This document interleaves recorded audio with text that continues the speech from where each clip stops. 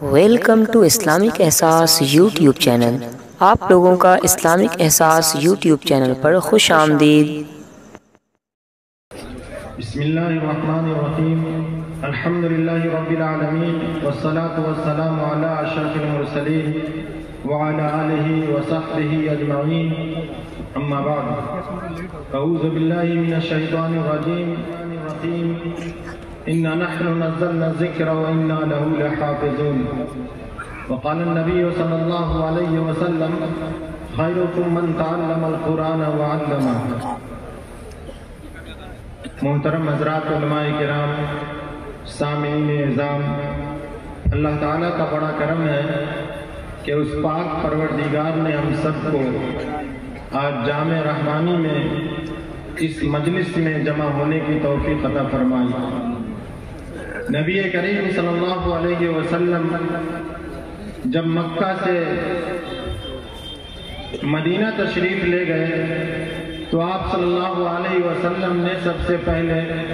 3 بنیادی کام کیے۔ سب سے پہلا کام تو یہ کہ آپ صلی اللہ علیہ وسلم نے مسجد بنائی۔ دوسرا کام کہ آپ نے مدرسہ قائم کیا، ایک چبوترا بنایا جو صفہ کے نام سے جانا جاتا ہے۔ اور تیسرا کام، آپ صلی اللہ علیہ وسلم نے اپنا گھر بنایا، اور پھر آپ صلی اللہ علیہ وسلم اس مدرسہ سے دین کا سارا کام کرتے تھے اور مسجد کو مرکز بنا کر کے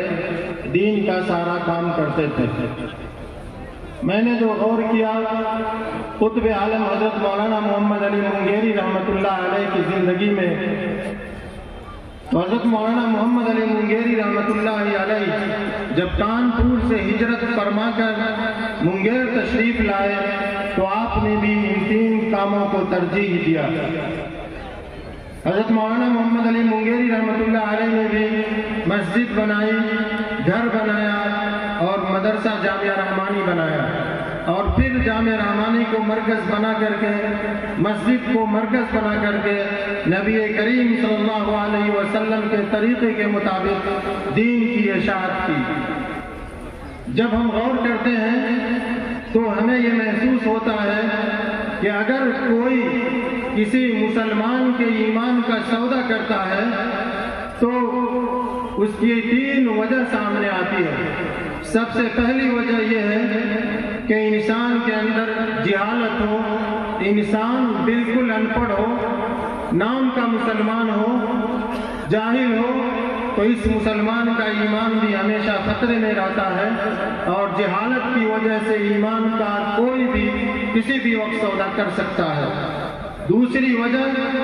خالص عصری تعلیم، کہ انسان پڑھا بھی لکھا بھی، سمجھدار بھی بنا، لیکن صرف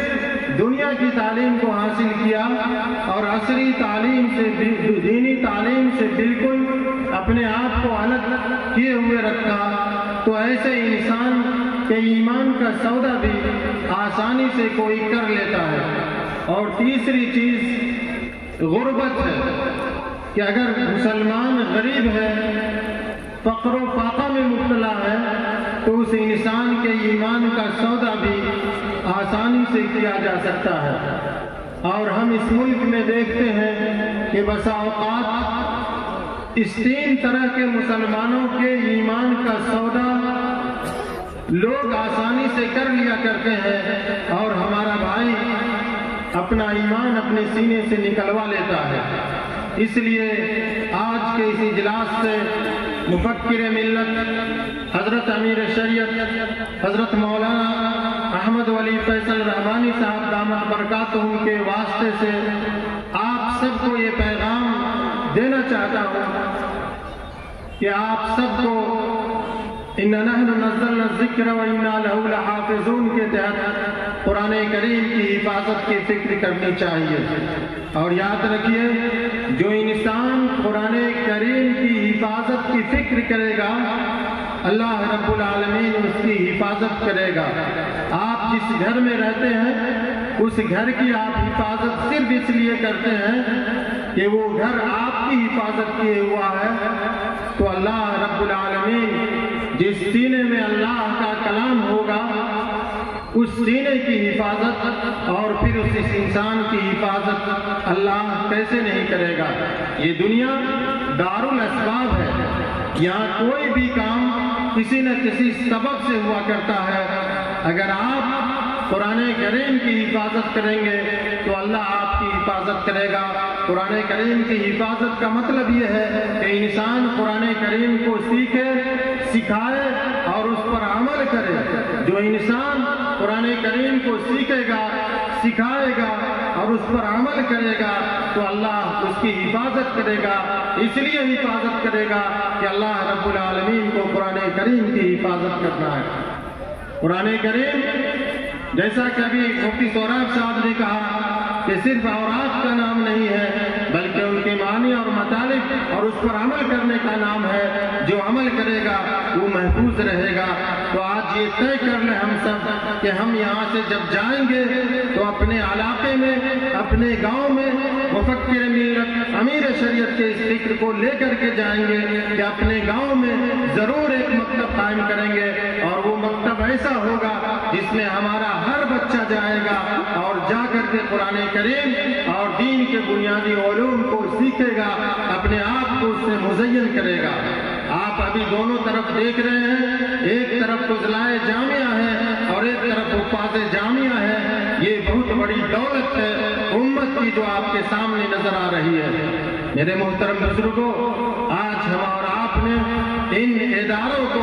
खैराती इदारा बना दिया है। हालांकि होना ये चाहिए कि ज़कात व सदक़ात और खैरात की रकम को हम गरीब और गुरबा के लिए लगाते और जिस तरह नबी करीम सल्लल्लाहु अलैहि वसल्लम के उस सुब्बा पर जो उलमा, जो तलबा, जो सहाबा इल्म दीन हासिल करने के लिए मौजूद होते थे और लोग उनके लिए खाना और उनके लिए पानी और उनके लिए जो इंतजाम करते थे वो ज़कात की रकम से नहीं करते थे बल्कि खास रकम से इंतजाम करते थे। हमारा आपके अंदर भी ये जज्बा होना चाहिए कि हम दीनी इदारों को ज़कात पर न चलाए, सदक़े वाजिबा से न चलाए बल्कि अतियात की रकम से चलाने की कोशिश करें। आज हमारा आपने ये सिर्फ एक मसरफ समझ रखा है कि मदारिस के बच्चे ही इसके मुस्तहिक है, जो बिल्कुल गलत है। हम सबको ये जज्बा पैदा करना चाहिए कि हम अपने आतियात से मदारिस को चलाएं ताकि अच्छे फजला, अच्छे उस्ताद मैदान में निकल करके आए। तो आज ये पहला पैगाम इस स्टेज से ये है कि हम जहालत को दूर करने के लिए हर गांव में मकतब कायम करेंगे और नौजवान उस मकतब की निगरानी करेंगे कि इसमें बूढ़ा भी आएगा, बच्चा भी आएगा, जवान भी आएगा और बच्चे और बच्चियों के लिए भी अलग इंतजाम हो, ख़वातीन के लिए भी अलग इंतजाम हो। ऐ ईमान वालों भाई, आज हम उम्र का बहाना करते हैं, हमारे अंदर उम्र की हया सामने आती है, लेकिन सहाबाए किराम जब उस सुब्बा पर इल्म दीन हासिल करने आते थे तो उसमें बहुत कम ऐसे थे जो आज के हुफ़ाज़े किराम की उम्र के बराबर के थे, बल्कि उसमें का हर कोई हमारी और आपकी उम्र के बराबर का था। लेकिन दीन और अल्लाह के दीन को सीखने में कहीं भी उनको शर्म और हया महसूस को नहीं करते थे। आज आखिर आपको कौन सा ईमान मिल गया है कि आपको दीन सीखने में उम्र हायल हो जाती है। इसलिए इसको खत्म कीजिए और ये इरादा कीजिए कि हम दीन के बुनियादी उलूम से अपने आप को जरूर आरास्ता करेंगे और जब इस इरादे और जज्बे के साथ आप यहाँ से रुखसत होंगे तो आपका इस इजलास में आना आपके लिए कामयाबी का बाइस बनेगा। वरना यकीनन आप एक मेला में आए और चले गए उसके मुताबिक होगा। आप अपने यहाँ आने को कामयाब बनाइए और कामयाब बनाने की शक्ल ये है कि खुद अपने मोहल्ला में भी मकतब कायम कीजिए। पास पड़ोस में अगर गरीब बस्ती है तो उसमें भी अपने पैसे से कोशिश करके मकतब कायम कीजिए। और दूसरी सबब है दीन ईमान के सौदा करने की, वो सबब ये है कि इंसान खालिस असरी तालीम हासिल करे। आज आप देखिए कि बहुत से ऐसे मुसलमान भाई हैं जो बड़ी बड़ी डिग्रियां लिए हुए हैं, लेकिन उनका बयान ऐसा आता है कि वो इस्लाम पर एतराज करते हैं। یہ اعتراض کیوں کرتے ہیں؟ اس لیے کرتے ہیں کہ ان کے ماں باپ نے ان کو دینی تعلیم، دینی تربیت نہیں کرائی۔ اگر ان کو ایسے اسکول میں پڑھایا جاتا جس اسکول میں دینی ماحول ہوتا، دینی اعتبار سے تعلیم دی جاتی اور دنیا کی کوئی بھی تعلیم دی جاتی تو وہ بچہ کہیں بھی جاتا تو وہ مسلمان ہوتا۔ آقا مدنی جناب محمد رسول اللہ صلی اللہ علیہ وسلم کے نزدیک علم کی کتنی قدر تھی کہ جب پہلی جنگ بدر لڑی گئی اور آپ صلی اللہ علیہ وسلم فتح یاب ہوئے، کچھ کفار کو قیدی بنایا گیا اور جب ان قیدیوں کو لایا گیا تو آپ صلی اللہ علیہ وسلم نے یہ سوچا کہ ان کو مشورے سے کہ ان کو فدیہ لے کر کے چھوڑ دیا جائے۔ کچھ لوگ مالدار تھے، وہ فدیہ دے کر کے اپنے آپ کو آزاد کرا سکتے تھے، لیکن کچھ قیدی ایسے تھے مالدار تو نہیں تھے لیکن پڑھے لکھے تھے۔ اللہ کے رسول صلی اللہ علیہ وسلم کو اور ان کے ساتھیوں کو اس وقت کپڑے کی ضرورت تھی، اس وقت روٹیوں کی ضرورت تھی، مکان کی ضرورت تھی، بہت ہی غربت کا زمانہ تھا، لیکن نبی کریم صلی اللہ علیہ وسلم نے مال پر سودا نہیں کیا بلکہ ان قیدیوں کو جو پڑھے لکھے تھے اور یقیناً وہ عالم دین نہیں تھے، عالم قرآن نہیں تھے، عالم حدیث نہیں تھے، بلکہ وہ دنیا کا علم لیے ہوئے تھے۔ اللہ کے رسول صلی اللہ علیہ وسلم نے کہا کہ تم جو جانتے ہو، جو علم جانتے ہو، وہ علم ہمارے صحابہ کو سکھا دو، ہمارے ساتھیوں کو سکھا دو، یہی تمہاری فدیہ ہے۔ ایمان والو بھائی، اگر علم دین ہی اللہ کے رسول کو مقصود ہوتا تو اللہ کے رسول صلی اللہ علیہ وسلم ان سے کیوں پڑھواتے؟ چونکہ وہ قرآن کا علم نہیں جانتے تھے۔ پتہ یہ چلا کہ دنیا کا کوئی بھی علم ہو مسلمان کو حاصل کرنا چاہیے، اگر وہ علم نافع ہے تو حاصل کرنا چاہیے، لیکن شرط یہ ہے کہ اس علم کے ساتھ ساتھ دینی بنیادی علوم سے بھی ہمارا بچہ آراستہ ہو۔ اور یہ کب ہوگا؟ کیا یہ عیسائی مشنری اسکولوں میں ہوگا؟ کیا یہ ان اسکولوں میں ہوگا جن کو یہود و نصارہ نے قائم کیا ہے؟ یقیناً نہیں ہوگا۔ تاریخ گواہ ہے اس ملک میں کہ ایسے اسکول ہیں، اس اسکول میں مسلمانوں کے 95% بچے پڑھتے ہیں، اور جب مسلمانوں کو ایک عرصے کے بعد ایمانی غیرت ان کے اندر بیدار ہوئی اور یہ احساس ہوا کہ میرے یہ بالغ بچے صرف سال میں 2 بار عید اور بقرعید کی 2 رکعت نماز پڑھتے ہیں، یہ تو جمعہ کی نماز بھی نہیں پڑھتے ہیں، ہم نے ایسے اسکول میں اس کا داخلہ کرا رکھا ہے۔ اے ایمان والو بھائیو، سنیے اور غور کیجئے کہ کچھ مسلمان جب بیدار ہوئے اور عیسائی مشنری کے اس اسکول میں گئے اور یہ کہا کہ جمعہ کے دن آدھے گھنٹے کا ہم کو وقت دیجئے کہ ہمارا امام آئے گا اور آدھے گھنٹے میں جمعہ کی نماز پڑھا کر ہمارے بچوں کو چلا جائے گا، ہمارے بچے جمعہ کی نماز سے محروم ہو جاتے ہیں، تو اس عیسائی اسکول کا پرنسپل نے جو جواب دیا اس جواب کو سنیے اور اپنے آپ کو بیدار کیجیے۔ اس نے جس میں 100 میں 95 بچے مسلمان تھے، اس اسکول کا پرنسپل نے جواب دیا کہ آپ اپنے بچے کو تو لے جا سکتے ہیں لیکن میں اپنے نظام میں کوئی تبدیلی نہیں کر سکتا ہوں۔ جس مسلمان کا بچہ ایسے اسکول میں پڑھے گا، کیا اس مسلمان بچے سے آپ یہ امید رکھتے ہیں کہ وہ ڈاکٹر کے ساتھ، انجینئر رہنے کے ساتھ یا دنیا کے اور کوئی علم نافع حاصل کرنے کے بعد وہ دین کا داعی ہوگا، اسلام کا داعی ہوگا، وہ مسلمانوں کا پرچم بلند کرے گا؟ کبھی ایسے بچوں سے امید نہیں کی جا سکتی ہے۔ ایمان والو، آپ اس پوزیشن میں ہیں، آپ کی مالی حالت ایسی ہے کہ آپ ایسا اسکول قائم کر سکتے ہیں کہ آپ اس اسکول کو چاہے جیسا بھی بنائیں، جس معیار کا بھی بنائیں، لیکن آپ اس اسکول کی تعلیم و تربیت کے اعتبار سے، دینی اعتبار سے آپ اس کی تعلیم و تربیت کر سکتے ہیں۔ آج آپ چونکہ آپ کے یہاں مدارس کا نظام بہت زیادہ ہے، اس لیے آپ کو داڑھی ٹوپی والے نظر آ جاتے ہیں۔ میں افریقہ میں رہا ہوں، میں نے افریقہ کے اسکول میں جا کر کے دیکھا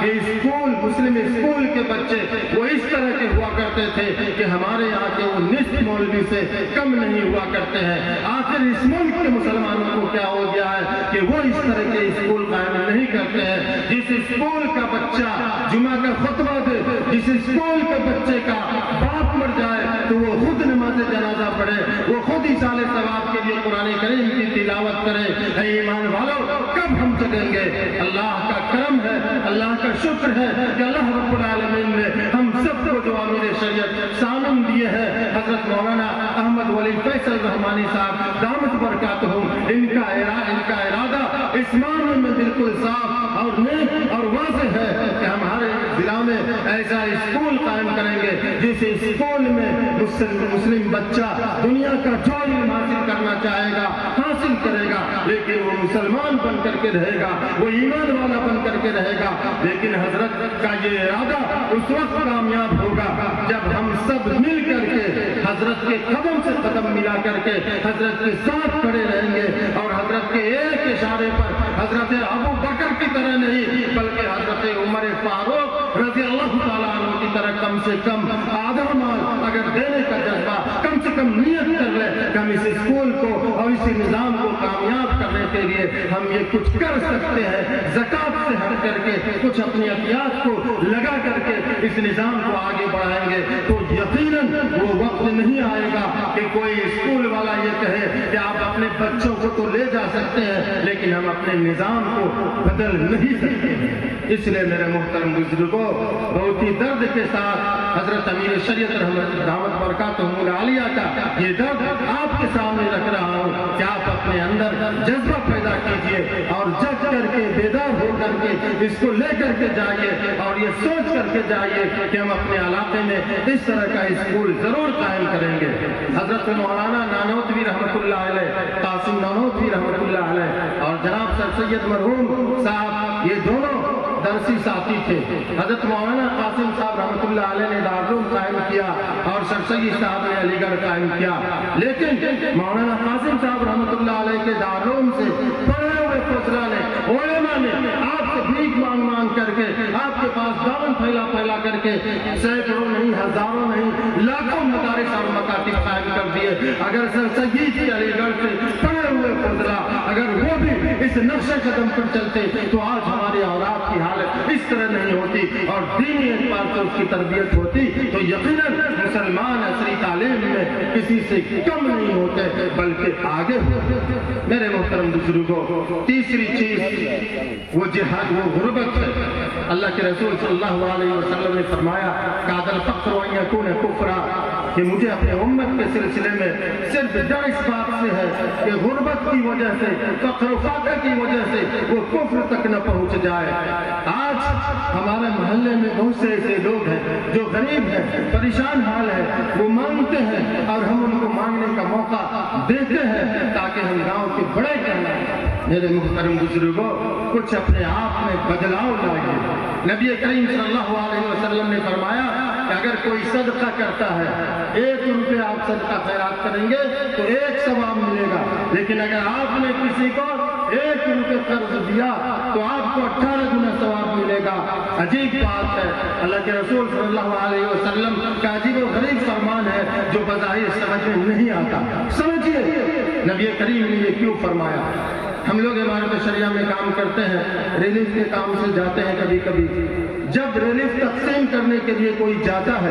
مدد دینے کے لیے جاتا ہے تو اس میں لینے والے غربا مساکین پیچھے ہوتے ہیں اور جس کو ضرورت نہیں ہے وہ آگے نمبر میں لگے رہتے ہیں۔ لیکن اگر یہ اعلان کیا جائے عمارت شریعہ کے امیر شریعت کی طرف سے کہ قرض دیا جا رہا ہے غریب لوگوں کو کہ وہ کچھ چھوٹا موٹا کاروبار کر لیں، تو میرے محترم بزرگوں ضرورت مند ہی سامنے آئے گا، کوئی مالدار نہیں آئے گا۔ کیوں نہیں آئے گا؟ کہ اس کی مالداری سامنے آ جائے گی، اس کی جھوٹی شہرت سامنے آئے گی، وہ غریب ہی آئے گا۔ یہی وہ وجہ ہے کہ اللہ کے رسول صلی اللہ علیہ وسلم نے قرض دینے پر زیادہ ثواب رکھا۔ اس پورے مجمع سے میں یہ سوال کرتا ہوں کہ کوئی ایک انسان بھی ہے ایسا جو اٹھ کر کے یہ بتا دے کہ وہ کچھ رقم مخصوص کر رکھا ہے کہ اپنے محلہ کے ضرورت مندوں کو وہ ضابطے کے مطابق قرض دے گا؟ کوئی ایک نہیں ہو سکتا ہے۔ ہمارا پیسہ بینک میں سڑے گا، گلے گا، اپنی اہمیت کو کم کرے گا، سود لائے گا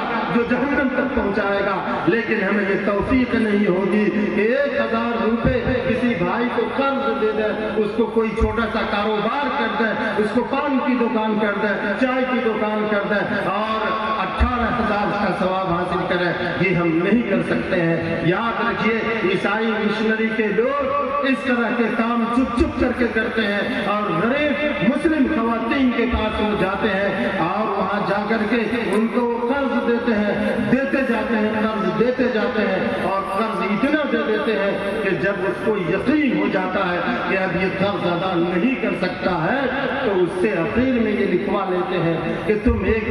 کاغذ ہے یہ میرا، اس کاغذ پر دستخط کر دو، اور اس کاغذ پر یہ لکھا ہوا ہوتا ہے کہ میں اپنا ایمان بدل چکا ہوں، میں عیسائی دھرم کو قبول کر چکا ہوں، مرد ہے تو کر چکا ہوں، عورت ہے تو کر چکی ہوں۔ اس طرح کا ایک کاغذ بناتے ہیں وہ اور اس کو چھوڑ دیتے ہیں اسی حال پر، اور جب وہ مرد یا عورت مر جاتے ہیں تو پھر وہ عیسائی مشنری والے پہنچ جاتے ہیں اور یہ کہتے ہیں کہ یہ تو ہمارا آدمی ہے، ہم اپنے مذہب کے اعتبار سے اس کی رسم کو ادا کریں گے، اس کی تدفین و تدفین کریں گے۔ آپ سوچیں گے کہ ہمارے بہار میں نہیں ہو رہا، یقیناً ہو رہا ہے اور اس ملک میں ہو رہا ہے کہ ایسے واقعات سامنے آ رہے ہیں کہ عیسائی مشنری والے اس طرح کی حرکت کر کے غریب مسلمانوں کے ایمان کا سودا کرتے ہیں اور آخری وقت میں اس کو دفن کرنے کے بجائے اس کے رسم و رواج کے مطابق حکومتی نظام کے اعتبار سے مجبور ہو کر کے اس لاش کو اس کے حوالے کرنا پڑتا ہے۔ بتائیے اگر ہم یہ طے کر لیں کہ کچھ رقم کو خاص کریں اور قرض کا سسٹم کریں، اپنے بھائی غریب بھائیوں کو اگر ہم نے اٹھایا اور اس کے ایمان کی حفاظت کر لیا تو ایک کی ایمان کی اگر ہم نے حفاظت کر لیا ہو سکتا ہے یہی میرا بھائی ہمارے لیے کل قیامت میں نجات کا ذریعہ بن جائے، جنت میں جانے کا ذریعہ بن جائے۔ میں ایک صحابی کا ایک چھوٹا سا واقعہ سنا کر اپنی بات کو ختم کرتا ہوں۔ اللہ کے رسول صلی اللہ علیہ وسلم کے ایک ساتھی کا یہ معمول تھا کہ وہ ایک رقم محفوظ رکھتے تھے، ان کے پاس ایک محفوظ فنڈ تھا کہ کوئی ضرورت مند آئے تو وہ قرض دیتے تھے، اس فنڈ سے وہ صدقہ نہیں کرتے تھے، صرف قرض دیتے تھے۔ ایک صحابی کو قرض دیا، وہ قرض لے کر کے گئے،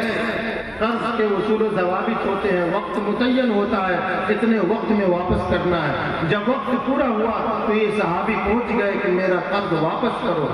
ان کے پاس اس وقت نہیں تھا، وہ مجبور تھے، لیکن یہ صحابی بھی ضابطے کے بہت پابند، اصول کے بڑے پکے، تاکہ دینا ہو مجبور، وہ بھی اللہ کے رسول کا ساتھی، وہی ایمان اسی طرح کا مضبوط ایمان، وعدہ خلافی کیسے کرے، کسی طرح انتظام کر کے دیا اور یہ طے کر لیا دل میں کہ اب اس بندے سے کبھی قرض نہیں مانگوں گا۔ کچھ زمانہ گزرا، 2-4 مہینے کا، اب پھر اس کو ضرورت پڑ گئی، 2-4 ساتھی کے پاس گئے، لیکن بہت کم لوگ اس وقت بھی سنت پر عمل کرتے تھے، یہ انہی کے پاس یہ طریقہ تھا۔ 2-4 ساتھی نے نہیں دیا، پھر مجبوری میں ان کے پاس آئے، جب ان کے پاس آئے تو انہوں نے بیٹھایا، خبر خیریت معلوم کی، وجہ دریافت کی تو معلوم یہ ہوا کہ یہ قرض لینے کے لیے آئے ہیں۔ اپنی اہلیہ کو آواز دیا، جس طرح ہم اور آپ اپنے بچے کے نام سے فلاں کی امی وہ جو فلاں جگہ سے تھیلی لایا تھا میں وہ وصول کر کے وہ تھیلی ذرا واپس بھیج دو۔ اب جو یہ آئے تھے قرض لینے کے لیے، 4 ماہ پہلے تو غصہ آیا ہی تھا اور ان کا غصہ آسمان پہ چڑھ چکا تھا اور برداشت سے باہر ہو چکا تھا، چونکہ نام انہی کا وہ لے رہے تھے کہ فلاں سے جو میں نے تھیلی لائی تھی وہ تھیلی واپس کرو، ذرا مجھے ان کو دینا ہے۔ وہ صحابی برداشت نہیں کر سکے اور کہا کہ آپ نے میرے ساتھ اتنا ظلم کیا، سختی کی، کتنا مجھ پہ پریشان ہو کر کے آپ کو پیسہ دیا، حالانکہ آپ کو پیسے کی ضرورت نہیں تھی اور آج آپ مجھ کو وہی تھیلی واپس کرنا چاہ رہے ہیں۔ میرے محترم بزرگوں، اس صحابی رسول نے جو جواب دیا وہ جواب سنیے اور صرف قصہ کہانی مت سنیے، اس جواب کو سن کر کے جائیے اور اپنے محلہ میں یا تو خود کیجیے یا مل کر کے ہر آدمی چندہ جمع کر کے ایک فنڈ طے کیجیے اور غربا مساکین کو تجارت میں لگائیے، آگے بڑھائیے۔ اس صحابی نے جواب دیا، میرے بھائی میں یقیناً تم پر سختی کر کے لایا تھا، لیکن میری نیت یہ تھی کہ اگر کوئی دوسرا ضرورت مند میرا ساتھی آئے گا تو میں اس کی مدد کروں گا۔ یہ اور بات ہے کہ اس زمانے میں اس عرصے میں کوئی اور نہیں آ سکا۔ میرے محترم بزرگوں، وہ صحابی کتنا ثواب کماتے تھے، آج اور آپ بینک میں پیسہ رکھتے ہیں، یہ بالکل صحیح طریقہ نہیں ہے، بلکہ اگر اس طریقے پر آپ آئیں گے تو آپ کو اللہ اجر دے گا اور بہت اجر دے گا۔ اور بینک میں پیسہ رکھنے والا انسان سود سے بچ نہیں سکتا ہے، عجیب و غریب نظام ہے اس کا، وہ بہت مشکل ہے اس میں سود سے بچنا۔ اس لیے میرے محترم بزرگوں، امیر شریعت سامی محمد دامت برکاتہم العالیہ کا یہ بھی ان کا ارادہ ہے کہ مسلمانوں کی مالی حالت کیسے بہتر ہو، اس کی بھی کوشش ہے۔ تو ہم سب کو اس طرف بھی توجہ دینی چاہیے، اور حضرت امیر شریعت دامت برکاتہم العالیہ جو حکم ہے اس کو ہم سب کو سمینا اور اطاعنا کر کے ماننا چاہیے۔ قرآن میں صاف واضح ہے، اطیعوا اللہ واطیعوا الرسول واولی الامر منکم، اور اولی الامر میں امیر ہمارے آتے ہیں۔ امیر شریعت کا حکم ماننا جائز حکم ماننا ہم سب کے لیے واجب ہے۔ تمام علماء کا اتفاق ہے کہ امیر کا حکم ماننا واجب ہے، جائز حکم اگر ہم نہیں مانیں گے تو گنہگار ہوں گے۔ اللہ تعالی ہم سب کو سمینا اور اطاعنا کی توفیق عطا فرمائے۔ ربنا تقبل منا انك انت السميع العليم وتب علينا انك انت التواب الرحيم۔